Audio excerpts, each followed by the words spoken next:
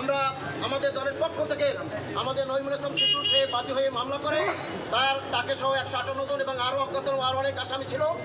সেই মামলায় এই মামলা সে 1 নম্বর আসামি।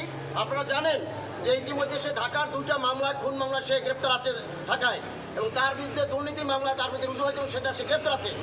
এই মামলায় আইও তদন্তকালীন সময় তার প্রাথমিক সত্যতা পাওয়ার কারণে এই মামলা তাকে সৌরাষ্ট্রে দেওয়া হয়।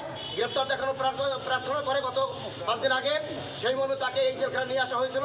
আজকে বিজ্ঞ আদালতে তাকে উপস্থিত করা হলে আইও তার প্রার্থনা নিবেদন করে বিজ্ঞ আদালত শুনানি শেষে এই প্রার্থনা তাকে গ্রেপ্তার দেখানো হয়। পরবর্তীকালে আসামি পক্ষ থেকে তার জামিনের প্রার্থনা করা হয় এবং তাকে জামিন চাওয়া হইলে আমরা রাষ্ট্রপক্ষ থেকে তার জামিনের বিরোধিতা করি এবং তার সম্পর্কে আমরা তার তথ্য তুলে ধরি।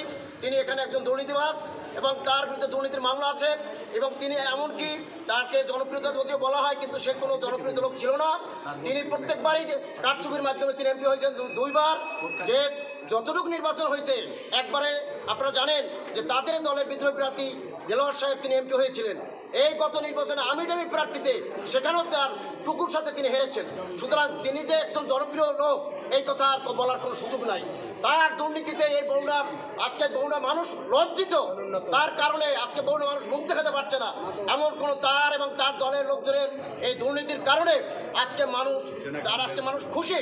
আজকে যে তিনি আজকে কোর্টে আসছেন, আপনারা দেখেন যে সারা দেশে আজকে যে নেতাকর্মীরা সহ সাধারণ মানুষ আজকে রাস্তায় তার বিরুদ্ধে বিক্ষোভ প্রদর্শন করতেছে।